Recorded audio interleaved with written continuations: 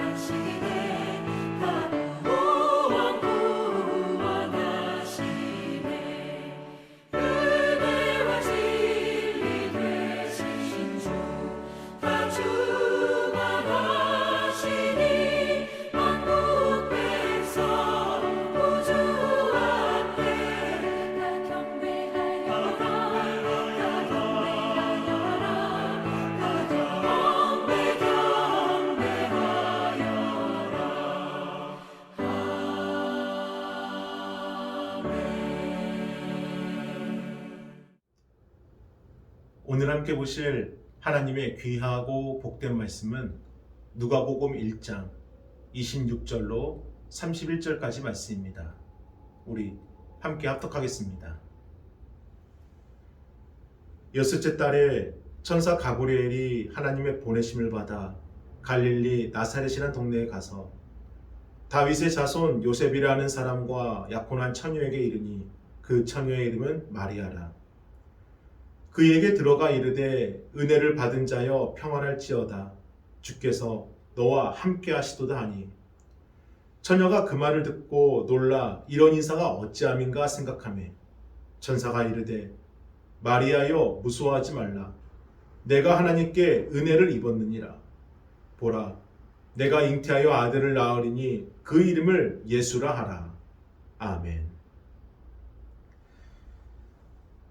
예수님께서 태어날 당시 세계를 제패했던 로마에는 학문적으로 또 사회적으로 훌륭한 인재들이 많았습니다. 그리고 예루살렘에는 엄격한 종교적 훈련을 받은 종교 지도자들과 신학자들도 많았습니다. 그럼에도 하나님께서는 세상과 사람들이 인정하는 능력의 소유자가 아니라 나사렛이란 작은 시골 동네에 아무도 주목하지 않는 마리아란 작은 소녀를 택하시어 구세주의 탄생이라는 이 구원의 시작이 되게 하여 주십니다. 이처럼 구원하심과 택하심은 하나님의 전적인 권한입니다. 누구를 사용하실지, 어떻게 사용하실지, 언제 사용하실지. 하나님은 세상을 이해시키고 사람들에게 인정받기 위해서가 아닙니다. 태초부터 계획하신 하나님의 그 뜻을 이루시기 위함이에요. 그래서 마리아를 택하신 것도, 허름한 마구간을 출생의 장소로 택하신 것도, 죽을 수밖에 없는 죄인들을 구원하시려 택하신 것도 하나님의 뜻이고, 하나님의 그 뜻은 옳습니다. 그러면서 이러한 하나님의 국률하심과 섭리 속에서 오늘 우리가 주목해야 할 사실은 하나님께 쓰임받는 특별한 그릇이 있다는 것입니다. 비록 금이 가고 이빨 빠진 그릇이라도, 볼품이 없고 또 모양새가 빠진 주목받지 못하는 그릇이라 할지라도 담을 준비가 된 그릇은 하나님은 반드시 쓰신다는 것입니다. 좋은 그릇, 비싼 그릇, 또 이쁜 그릇이 아니라 담을 준비가 된 그릇, 그래서 쓰임받을 수 있는 그릇을 사용하신다는 것입니다. 우리 오늘 본문 누가복음 1장 26절로 27절을 다시 한 번 더 읽어보겠습니다. 여섯째 달에 천사 가브리엘이 하나님의 보내심을 받아 갈릴리 나사렛이란 동네에 가서 다윗의 자손 요셉이라 하는 사람과 약혼한 처녀에게 이르니 그 처녀의 이름은 마리아라. 아멘. 본문은 하나님의 보내심을 받은 천사가 요셉과 약혼한 처녀 마리아를 찾아왔음을 기록하며 마리아의 현재 상황을 우리에게 말씀해주고 있습니다. 마리아의 현재 상황은 어떤 상황입니까? 요셉과 약혼하였지만 아직은 결혼하지 않는 처녀라는 것입니다. 우리 계속해서 누가복음 1장 31절로 32절을 함께 읽어보겠습니다. 보라, 내가 잉태하여 아들을 낳으리니 그 이름을 예수라 하라. 그가 큰 자가 되고 지극히 높으신 이의 아들이라 일컬어질 것이요 주 하나님께서 그 조상 다윗의 왕위를 그에게 주시리니. 아멘. 천사는 앞으로 마리아에게 어떤 일이 일어날 것인지, 또 그 일이 얼마나 위대한 하나님 일이 될 것인지를 말해주는데, 이는 너무나 놀랍고 엄청난 메시지였습니다. 마리아가 아들을 낳을 것인데 그가 하나님의 아들이시며 다윗의 왕위를 받는다는 것입니다. 그런데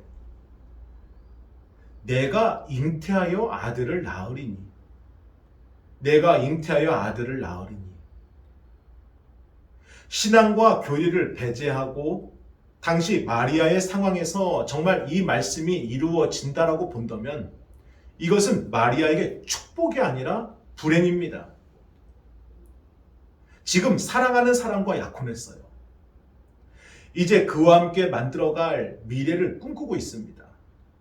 행복한 가정을 만들고 자녀들을 잘 기르고 욕심 없이 그저 감사로 살아갈 그 날들을 기대합니다. 그래서 이제 시작이에요. 이제 사랑하는 사람과 함께 살아갈 날들이 시작되었는데 내가 잉태하여 아들을 낳으리니? 마리아가 꿈꾸고 기대했던 미래의 모든 것이 일순간에 무너질 수 있는 그 말을 듣게 된 것입니다. 더욱이 당시 사회는 자유와 평등의 사회가 아니라 이 권위와 가부장적인 사회예요. 여성에 대한 편파적인 생각과 그 관습이 지배하던 시대입니다. 심지어 율법의 기준으로 사람을 평가하는데 결혼하지 않은 처녀가 아이를 낳았다. 이거는 당시 누가 보아도 정상적인 상황이 아니며 사람들에게 돌맞아 죽거나 운 좋게 살아남아도 약혼은 당연히 파혼당하고 동네에서 쫓겨날 것입니다. 그것이 끝이 아니에요. 남은 일평생을 어디를 가도 가늠한 여인이라는 그 주용고씨가 지워지지가 않습니다. 이제 14살 정도 된 마리아에게 내가 잉태하여 아들을 낳은다라는 이 천사의 말은 너무나 끔찍한 불행일 수 있습니다. 대체 왜 하나님께서는 이러한 마리아의 처지와 이런 시대의 상황을 고려하지 않으실까요? 왜 하나님께서는 너무나도 안 좋은 때에 하나님의 일을 하신다 말씀하시는 것일까요? 사실 구세주의 탄생을 꼭 이렇게 하지 않아도 방법은 있습니다. 요셉과 약혼했잖아요. 그러니 결혼한 후에 이 정상적인 흐름에 따라 예수를 잉태하도록 하셔도 됩니다. 그럼 마리아에게도 아무런 문제가 없지 않습니까? 그리고 꼭 지금이 아니어도 아브라함의 아내 사레가 90세에 아들 이삭을 낳은 것처럼, 한나가 성전에서 간절히 부르짖어 사무엘을 낳은 것처럼 기적과 이적으로 태의 문을 열어서 하나님이 함께 하시는구나, 구세주의 탄생이 놀라운 은혜 가운데 이루어졌구나, 이것을 보여주어도 좋은 타이밍인데 왜 하필 지금? 누가 보아도 정상적인 상황이 아니고 누가 들어도 오해할 수밖에 없는 이때에 내가 잉태하여 아들을 낳으리니 하나님의 일을 왜 시작하실까요? 그런데 성경은 바로 이때가 하나님의 가장 정확한 때임을 기록해주고 있습니다. 우리 갈라디아서 4장 4절을 함께 읽어보겠습니다. 때가 참에 하나님이 그 아들을 보내사 여자에게서 나게 하시고 율법 아래에 나게 하신 것은 아멘. 때가 참에, 성경에는 시간을 뜻하는 두 가지 헬라어가 쓰이는데 하나는 크로노스로, 크로노스는 모두에게 똑같이 적용되는 객관적인 시간입니다. 우리가 오늘 예배를 드리는 성탄절이 12월 25일, 또 예배를 드리는 시간이 11시, 이것이 크로노스예요. 그리고 또 하나는 카이로스로, 이것은 사람들마다 각자가 다른 의미로 자신의 뜻을 적용하는 주관적인 시간을 말하는 겁니다. 그 대표적인 말씀이 고린도후서 6장 2절입니다. 우리 함께 읽어보겠습니다. 이르시되 내가 은혜 베풀 때에 너에게 듣고 구원의 날에 너를 도왔다 하셨으니 보라 지금은 은혜 받을 만한 때요 보라 지금은 구원의 날이로다. 아멘. 여기 은혜 베풀 때, 은혜 받을 만한 때, 누군가에게는 이 말씀의 때가 지금일 수 있고 누군가에게는 이 말씀의 때가 미래일 수 있는 것처럼 과거 또는 현재, 미래의 시간, 바로 이러한 주관적인 시간이 바로 카이로스입니다. 그런데 우리가 읽은 갈라디아서 4장 4절의 때가 참에라는 이 시간은 크로노스의 시간으로 눈에 보이는 객관적인 시간을 말하는 것입니다. 예수님이 이 땅에 오실 당시 세계를 제패하던 것은 로마로서 로마의 문명의 패권을 잡고 있던 이때, 모든 길은 로마로 통한다라는 그 말처럼 로마를 중심으로 길과 이 교통이 발달하던 때였습니다. 그리고 헬라 문명의 발전으로 국제 공용어가 통용되던 시대였고, 이 지중해 연안에 수많은 회당들이 세워지며 유일신 사상과 메시아 대망 사상이 선포되던 때였습니다. 즉 문명과 문화와 정치와 종교 모든 상황이 무르익은 때로 마리아가 준비된 때가 아니라 하나님께서 계획하신 그 모든 것을 이룰 때가 되었다는 것입니다. 즉 하나님의 복음이 전파될 때, 죽을 수밖에 없는 영혼들에게 하나님의 복음이 전파되어 그들이 구원받을 때, 온 유대와 사마리아와 땅끝까지 이르러 내 증인이 일어설 때가 되었다라는 것으로, 여기 때가 찼다라는 것은 하나님의 때, 하나님의 타이밍이 되었다는 것입니다. 부모님을 일찍 여인 3남매가 함께 살고 있었습니다. 형은 동생들을 먹여 살리기 위해 목재 가구와 나무 십자가를 만들었고, 여동생은 엄마를 대신하여 집안 살림을 받습니다. 그런데 동생 춘팔은요, 이 불량한 사람들과 어울리며 매일 도박에 빠져 살았어요. 형과 동생이 아무리 설득해도 소용이 없었습니다. 그날도 춘팔은 도박판에 가서 돈을 왕창 잃고 더군다나 싸움까지 벌어졌는데 다행히 형 춘삼이 동생을 구해줬습니다. 그런데 동생 춘팔은 자신의 목숨빚이 있다고, 도박빚을 갚아야 된다고 거짓말을 해서 형의 남은 통장마저 빼앗아 갑니다. 형은 동생을 믿었습니다. 그래, 이 빚을 갚고 우리 삼남매가 다시 행복하게 열심히 살아야지라고요.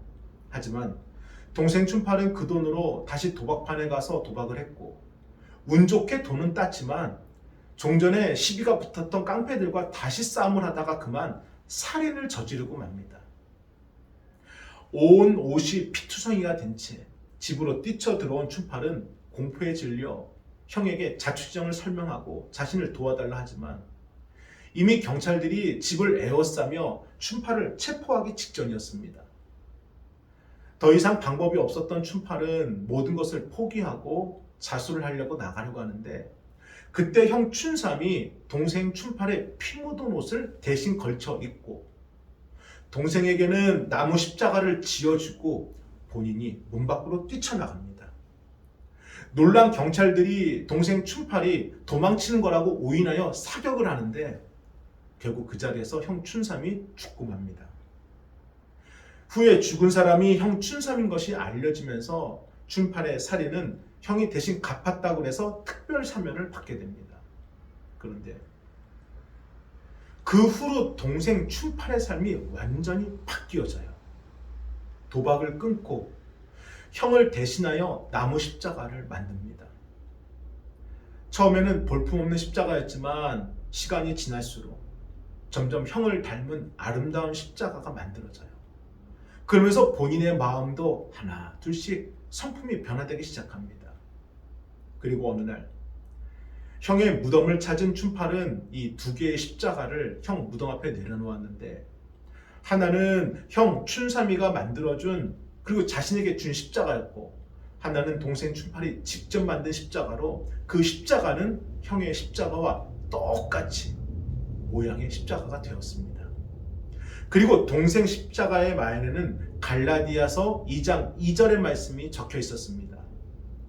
이제는 내가 사는 것이 아니요 오직 내 안에 있는 그리스도께서 사시는 것이라. 아멘. 이 이야기는 샌프란시스코 차이나타운에 실제 일어났던 사건의 이야기입니다. 사랑하는 여러분, 하나님의 섭리 안에 우리를 향한 뜻과 계획이 다 담겨져 있습니다. 비록 그때가 도저히 해석되지 않는 시간일지라도, 감당할 수 없는 너무나도 무거운 결단의 시간일지라도, 어디로 가야 될지 몰라 그저 울부짖는 시간이라 할지라도 그 모든 것조차 하나님의 섭리 안에 담겨 있습니다.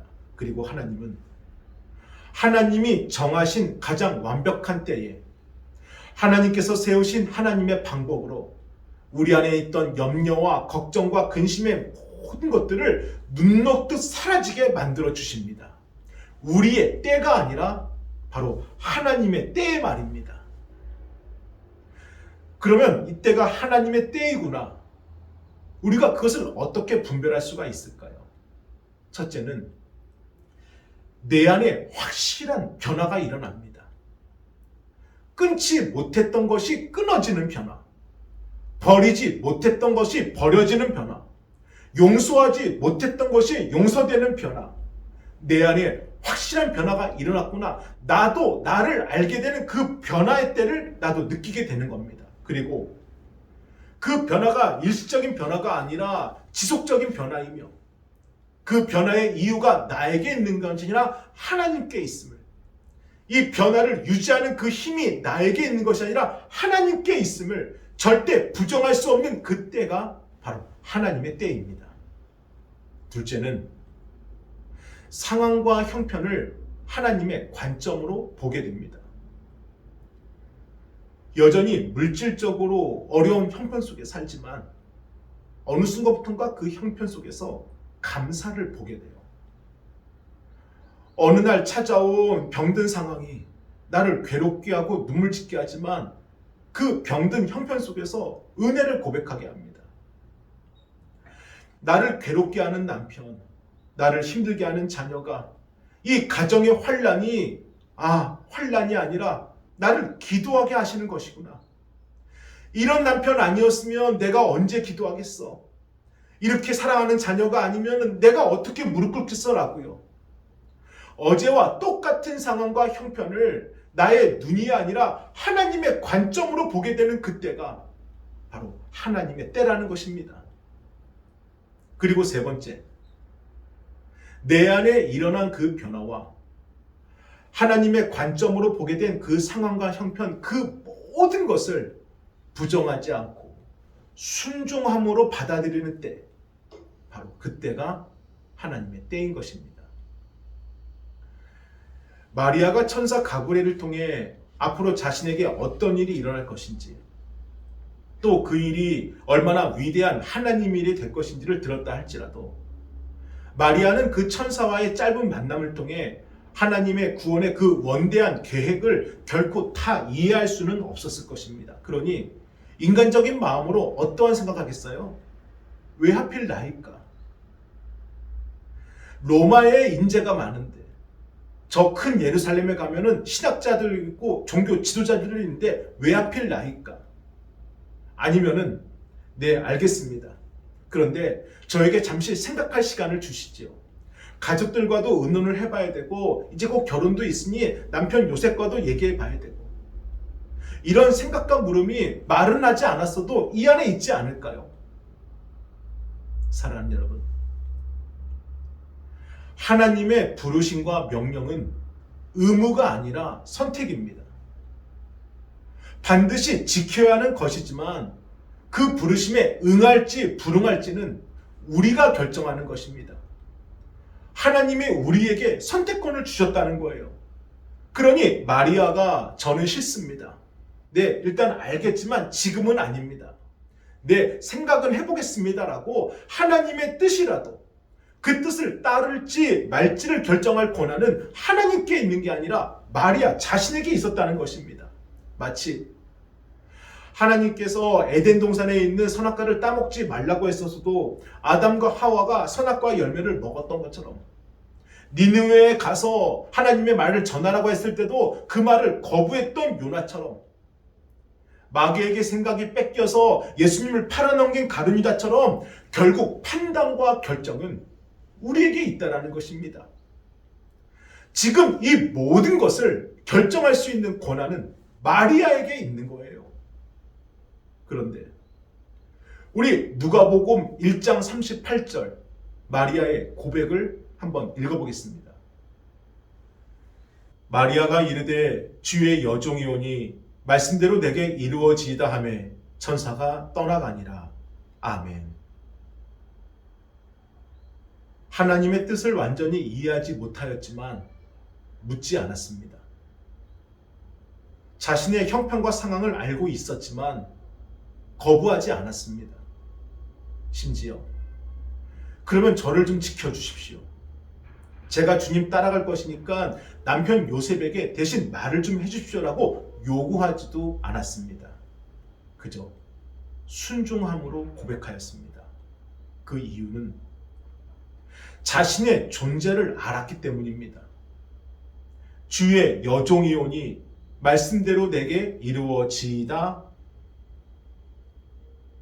자신이 어떤 존재인지를 알았기에, 자신의 삶의 주인이 누구인지를 확신했기에, 지금까지 그래왔던 것처럼 앞으로도 자신이 누구를 바라보고 의지하고 살아야 하는지를 믿었기에 마리아는 일절의 고민도 없이 오직 순종함으로 하나님께 자신의 모든 것을 맡기고 드렸습니다. 사랑하는 여러분, 예수님도 오직 순종함으로 이 땅에 인간의 육신을 입고 오셨습니다. 그 삶이 십자가의 고통을 반드시 지나야 함을 아심에도 오직 순종함으로 견디셨습니다. 그리고 순종으로 하나님의 때에 하나님의 말씀을 이루셨습니다. 이것이 오늘 성탄의 메시지입니다.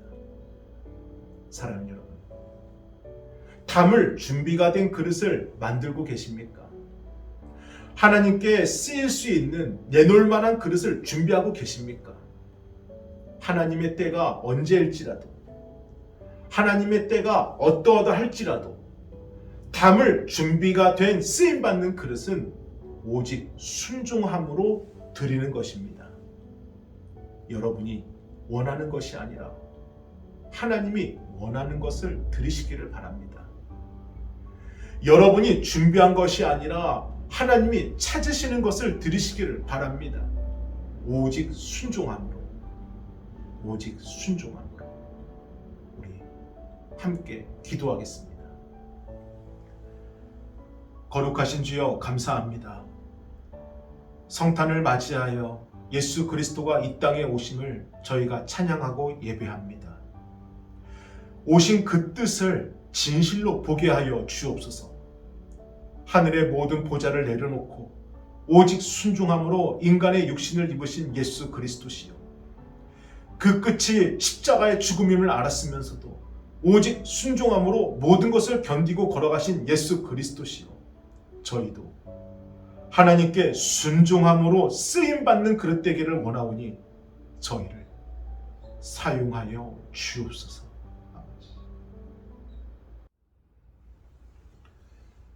감사합니다.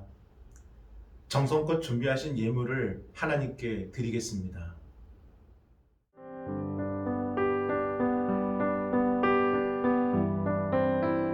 거룩한 밤 별빛이 찬란하다.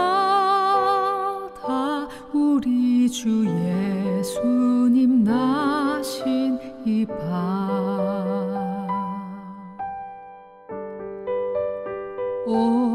오랫동안 죄악에 얽매여서 헤매던 우리 위해 오셨네. 온 땅이 주의 나심 기뻐하며 희망의 아침 밝아오도다.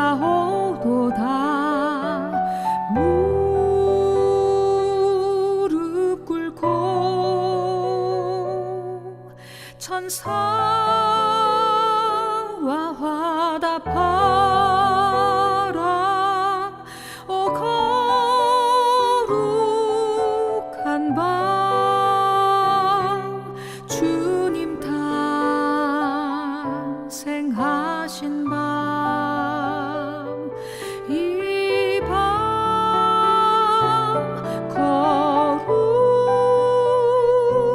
거룩한 밤, 거룩한 밤.